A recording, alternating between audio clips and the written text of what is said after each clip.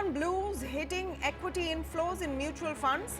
Equity inflows continue to decline for the third consecutive month in November, hitting an all-time low since June 2016. That is in over 3 years, the lowest levels.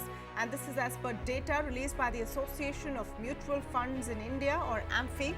Now, equity and equity-linked schemes witnessed a 78% drop in inflows compared to October 2019. So why the contraction? What does it mean, especially considering SIPs or systematic investment plans are at an all-time high? Joining me now to decode this entire picture is Sunil Subramaniam, MD of Sundaram Asset Management Company.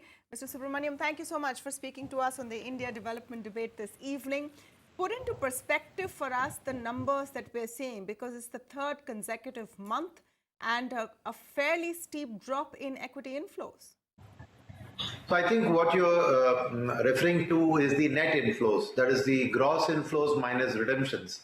So if you disaggregate the two numbers, you see gross inflows actually went up 3% month on month, but gross outflows went up 47%. So that's why overall the 78% number that you spoke about in the drop. So this 47% increase in the redemptions, I think is what has caused this, and that is basically because the markets this month were at a reasonably all-time high because post the tax benefits that Nirmala Sitharaman passed on to corporate India, and the EPS numbers, a lot of these companies having to benefit from that, which actually saw the markets rising. And I think that those investors would come in, let's say 2 years ago, like around the last quarter of 2017, that was the lifetime high of the market.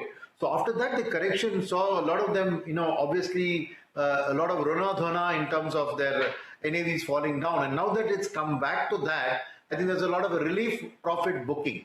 So I would not, I would say that it's just those investors who had a bad experience are booking profits and left it. But fresh inflows, like you said, SIP inflows are pretty strong, and actual gross inflows are marginally up over month on month. So I would not yet press any panic button on this. I think new investors are still coming into the and I'll come to the SIP inflows in just a bit.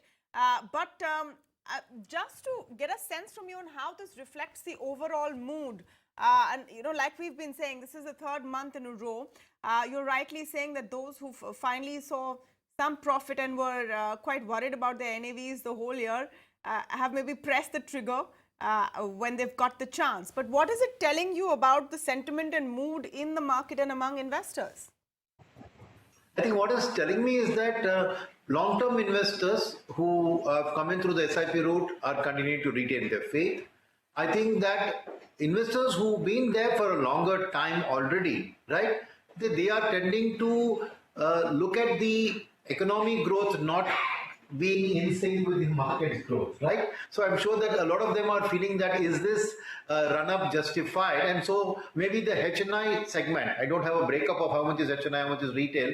Maybe the HNI segment is saying, oh, this rise is not backed by fundamentals, so can I take money off the table and come back into the market when I see a stronger GDP support to earnings growth? So there could be some kind of a tactical action at play here by some of the investors who are saying that I don't believe this rally is justified by the fundamentals of the economy, and hence they are probably booking profits. I think that's the thing that I would hesitate to call this smarter investors. I would just say more reactive investors are probably saying that, can I take my money out and come back in later? Okay, so do you think it's also to some extent reflective of what we're seeing in the economy right now, where there is more caution, whether you call it smart or fear, that I'll leave up to you, but it's a sense of, it's a time of caution, it's a time of where appetite for risk and consumption and discretionary spends overall is dampened. Are you seeing some of that sentiment play into the mutual fund space as well? A little bit, I would say, but actually speaking, because consumers are not spending, they should be saving. So I think equity is a form of saving. So I think the SIP flows are indicative of the fact that consumers are preferring to put a savings EMI rather than a consumption EMI in buying a car or a house or whatever it is, right?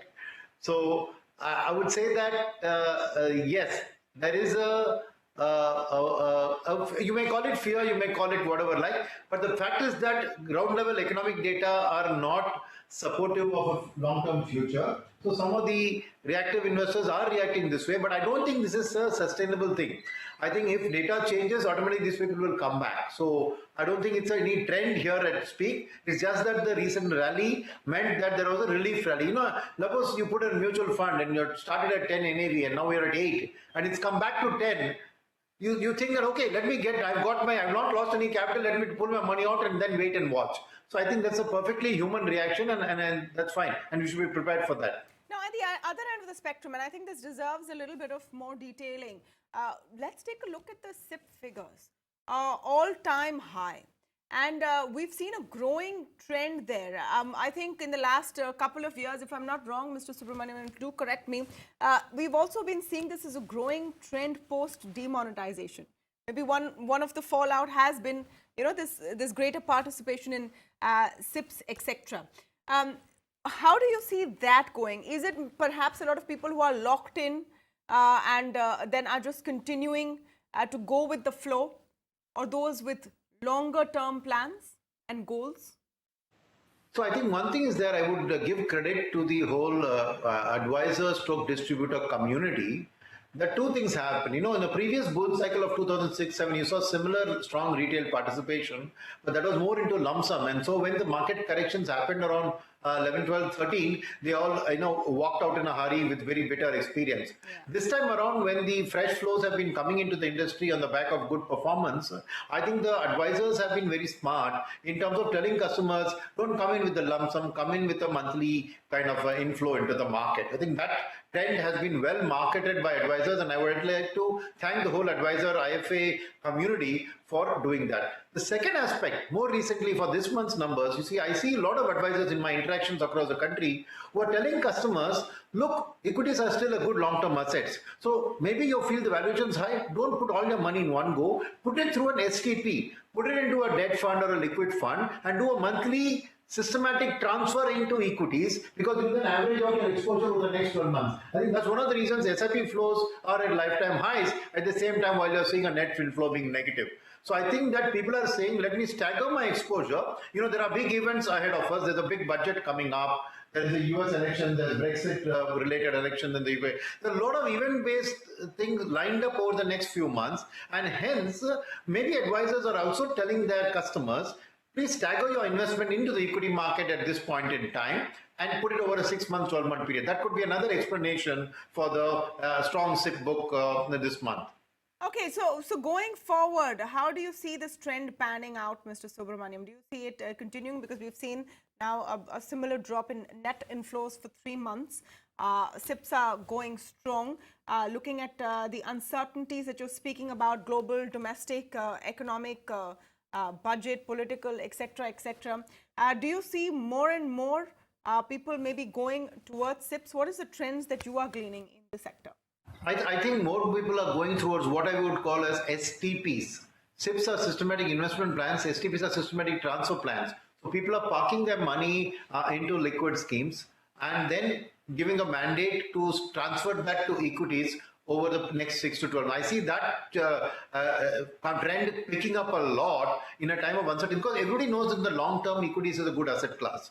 What is supporting this whole thing about equities is the fact that with all the transmission pressure that RBI is putting on banks, you can expect deposit rates to fall. So the comparative return that equity needs to deliver to a customer to justify vis-a-vis his bank deposit, that bar is being set lower and lower. So today, even if you get just a low double-digit return from equities, a customer should be very happy, because at 6 to 7% bank deposit post-tax, you're going to get 5%. I think at 10%, equities are still going to deliver you double that kind of a return.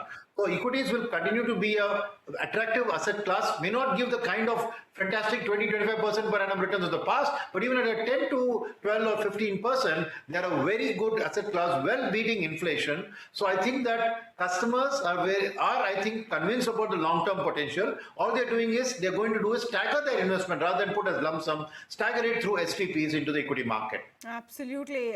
Thank you so much for speaking with us today, Sunil Subramaniam, MD of Sundaram AMC.